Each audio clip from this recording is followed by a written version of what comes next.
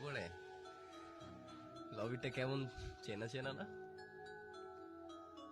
জানি না এই ভাইটা কে ছিল, না আজও কি গেম খেলে কি না। জানি না কি কারণে এই রেকর্ডটা আমি করেছিলাম, এখনো আছে আমার প্রোফাইল দেখতেছিলাম।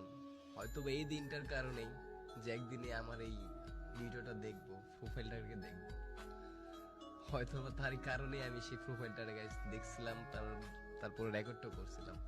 হ্যাঁ, এটা দেখো, এটা কি এই লবিটার কথা মনে পড়ে এখানে? আহ, দেখো প্লেয়ার গুলাকে, দেখো কি সব ডিস করে আসে। কেউ কি কারোর লোল মারতেছে এখানে?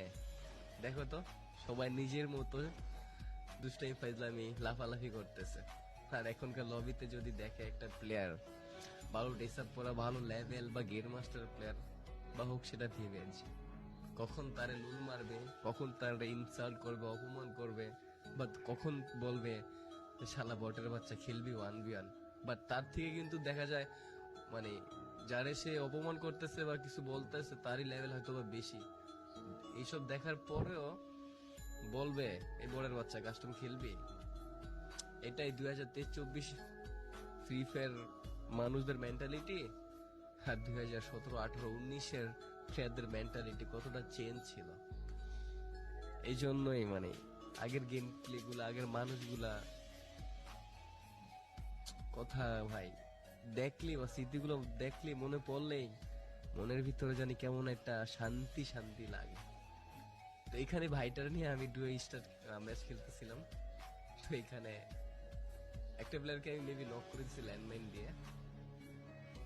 ওকে, দেখো আমার পিসি ল্যাগ দিছে। এই পিসিটা যে খেলতেছি না, এটা মাত্র আমার 26,000 নাকি 25,000 টাকার একটা পিসি ছিল।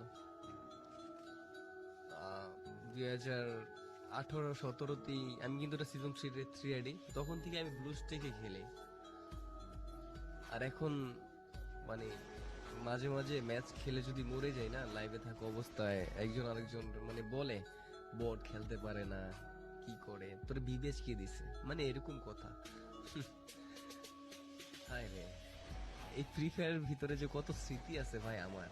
এই যে আমি হেডশটটা মারছি না, এটা সিট আপ হেডশট, মানে তখন বলতো উঠা বসে জুম করে একটা হেডশট ছিল, আমি ওই হেডশটটা মারছি। তোমরা কি হেডশটের কথা জানো? এখনকার প্লেয়ার তো জানবা না। তোমরা কেমনে জানবা ভাই এগুলা? তোমরা তো এটাই জানো যে এই বোটের বাচ্চা খেলবি 1v1, তোমরা হ্যাঁ এটা ভালো করে জানো। এই এলসি ভাইটা কে ছিল আমি জানি না। যাই হোক, ভাইটার খুব মিস করতেছে এখন। হয়তো বা সে যদি থাকতো ভাল লাগতো। এখন যদি সে থাকেও ভাই মেসেজ দিবেন ভিডিও